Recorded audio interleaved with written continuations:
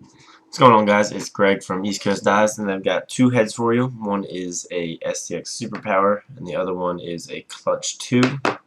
So we'll start with the Superpower. Customer sending me a string up, wanted all white, so they got all white triangle top, all white shooters, all white 13mm East Coast mesh, white bottom string, and they requested a mid-low pocket.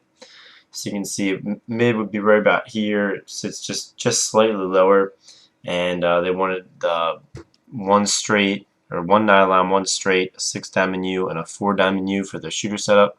And I've never actually played with a mid-low pocket, but I know a lot of people do, and it's I could see playing with one if I had like a lower shooter setup, one closer to where the ball releases, or maybe like I've never tried an Iroquois top string, but I plan to make one, and when I do, I'm going to make a tutorial for you guys. But something like that makes the release a little earlier, while you can carry it one-handed. Because my pockets, the ball won't shift down too well, so it isn't. I don't create a one-handed all that often. I dodge two-handed a lot, but yeah, my pockets don't shift down all that well, and I think having a mid-low pocket would really help, maybe with like a 2 nylon 2U setup, another row lower than these are, would be really nice. I have a mid-low pocket theory video, or low pocket theory video, on the Lacrosse Network. You guys can check out, where I talk about stringing them a little bit, what positions are good for them, what type of playing style they're good for. But it's something I might end up trying out. I've been wanting to try out 6 diamond in my own stick as well. I have a bunch of sticks so that I can try it out on. So maybe I'll give that a try sometime soon. But I'll tell you guys how I strung this one. The Superpower is a really long head, and the pinch is nice and narrow in the middle, so it lends itself very well to a mid-low pocket. So tied off on the second hole, interlock, skip, skip, interlock, interlock, then a 1 interlock, then a 1, a 2, a 1, a 1, and a 1. Make sure that's right for you guys. Yep. Yeah, that was right. So that's the pattern for this mid-low Superpower. Keep in mind this is 13mm East Coast mesh, so slightly smaller, so you want to change the pattern up a little bit for 15mm regular hard mesh. This has 11 diamonds down the side, so you want to take one out most likely.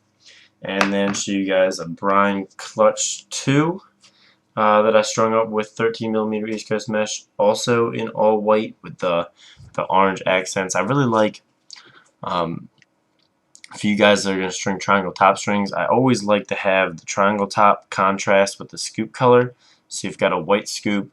I like to go with black, or a combination of black and another color, and I also like to have it different from the mesh color, because it really makes it stand out and pop if you do the triangle top in a different color than the scoop and the mesh are. So let's say you've got, I don't know, a black scoop and Carolina mesh. I would do something like black and white for the triangle top, and it really looks kind of cool. They wanted a mid pocket with 1 nylon 2Us. The nylon's barreled to reduce the whip a little bit, and it's a 5 diamond U and a 3 diamond U, just like the setup I always use. And the channel on this head looks really nice. Should break in really nicely. Have pretty low whip for how deep and how nice the pocket is. I forgot to show you the channel on the last one. The channel and mid-low pockets are never that exciting. People really like to see the really tall, really defined channels up here. Mid-low pockets just have a really nice, tight, gradual channel that'll add a little hold.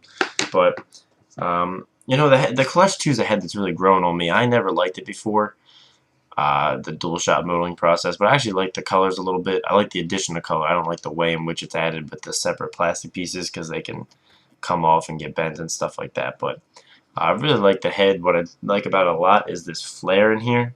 You can see this inner sidewall is flared in a little bit from the upper sidewall, and that really helps make a nice channel, adds a little hold. And so it's a head that's grown on me, and I probably wouldn't buy it for how much it is, but it is pretty nice. Tell you guys how I strung this one, keeping in mind it is 13mm East Coast mesh, so a little smaller diamonds than regular hard mesh. So tie off on the second hole, skip, interlock, skip, interlock, skip, interlock, interlock, then a 1 and a 3, and a 1, a 1, and a 1. So that's a pretty simple pattern for the Clutch 2. So anyway, guys, Thanks for watching. Make sure to subscribe if you want more stream videos and tutorials. Like East Coast Dies on Facebook, and make sure to check back regularly for new videos.